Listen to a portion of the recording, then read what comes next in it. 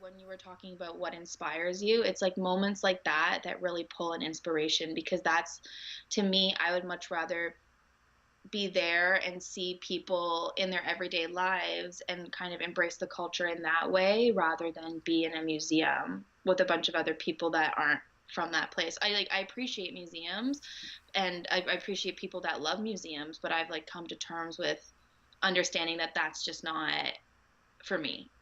And I forced it for a while. Like, I remember when me and my sister started our Europe trip, we're like, I guess we should go to a museum. Like, we should probably do that. We're like in London or we're in Amsterdam. Like, we should probably like, learn something. But we quickly realized that that just wasn't genuine to us, and it was causing a lot of our burnout because we were doing a lot of what we thought we should and not actually just listening to what we wanted to do.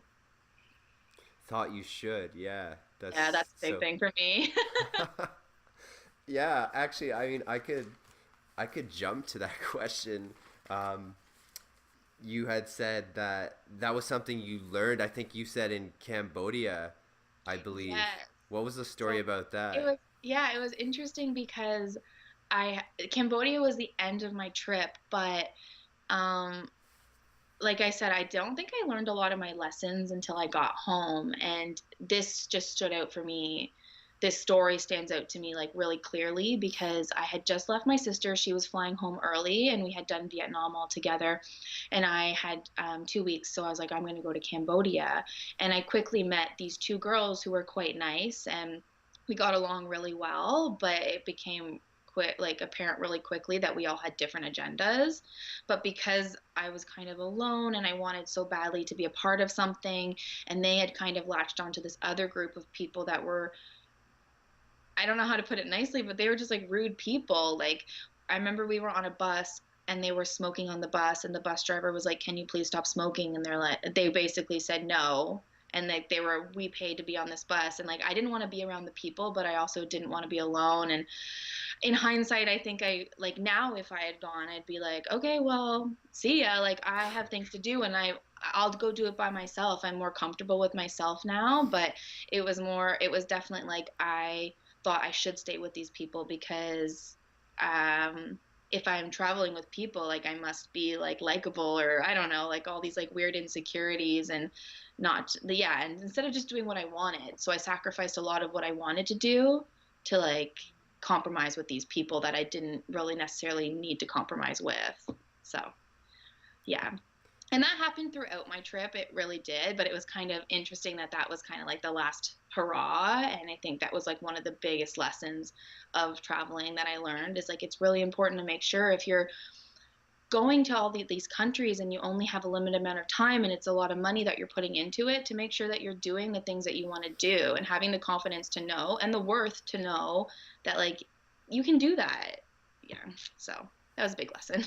Yeah, that's really interesting Yeah. because I relate the same way where in 4 months traveling Europe and like couch surfing the majority of the time I was always with people, and Hmm. I felt like there were a few days where I was kind of, I would say, at a hostel, and same thing, like I would be on my own and I'd feel obligated to, oh, you would meet someone like, let's go do something.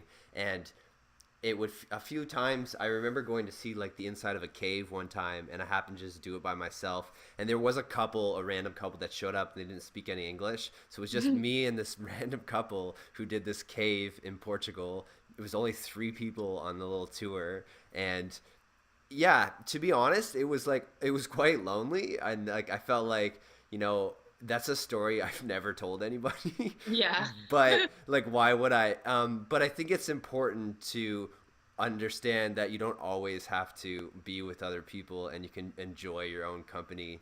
And there's that really nice quote that if you can learn to be friends with yourself, then, or what is the quote? If you can be happy with being by yourself and be friends with yourself, then you'll never be alone. Yeah. And that's a good point. Yeah.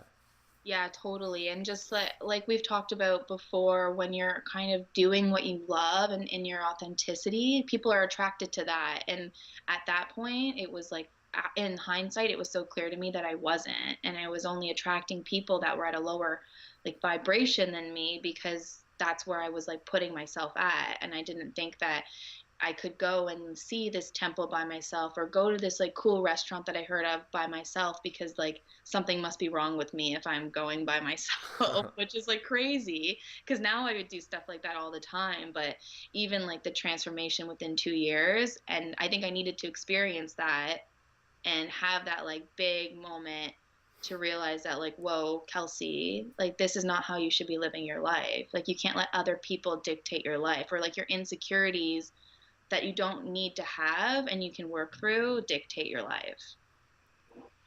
And the cool thing about doing things by yourself and doing the things that you deep down love is, like you said, you're going to end up attracting new people anyway who are doing what they love. And like, Exactly. I'm a huge believer in, like, sure, online dating and things like that, that can work.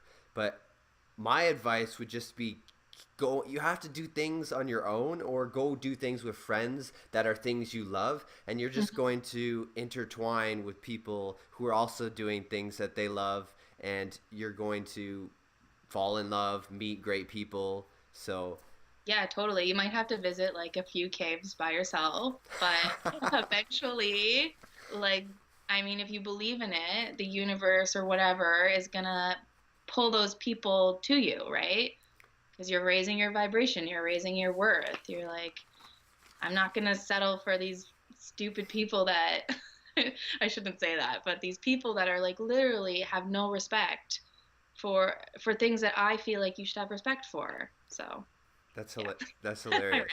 That's a ran. that's a good joke. The cave, yeah. Oh, you're into caves too. You're a cave fanatic. Yeah, Yeah, you just go to a cave by yourself one day and like maybe there'll be like a cute girl like that's also in a cave by herself one day and magic happens.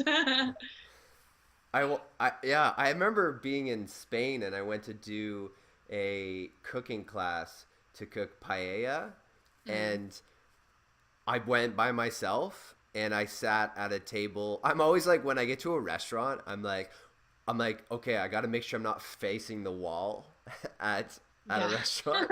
That's like, I don't know if anyone else thinks about this stuff. I'm like, I can't face a wall, so I'm like, I got to be on that side. And I'm like, and if you're with a group of people, it's like I'm trying to feel it. I'm like, who am I gonna get along with the best? Like, I got to pick a good seat that like, and I remember what happened was I sat down with a bunch of young people, and like most of them were couples, and they were from New Zealand and Australia, and I was just sitting there, and I was asking questions. I'm by myself, right? I'm like, so like, how's your adventure been so far? We're all travelers, and tell me some stories. And they were just like really boring, and like they just weren't giving me anything. And I'm like, this is weird. And I looked at the table that was directly adjacent to us, and there was a variety of ages, and I just knew. I was like, fuck, like, how do I get to that table? Because same thing, I'm traveling. I'm like, every day's got to be amazing, but Hmm.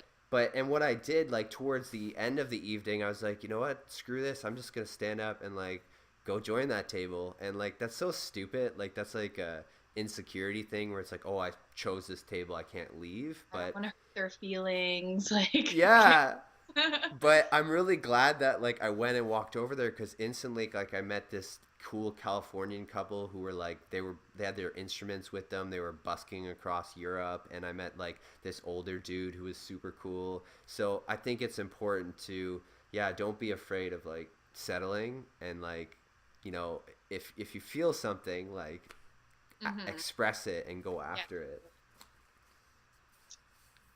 totally. Like the word surrender. What does that mean Yeah. to you? Oh God.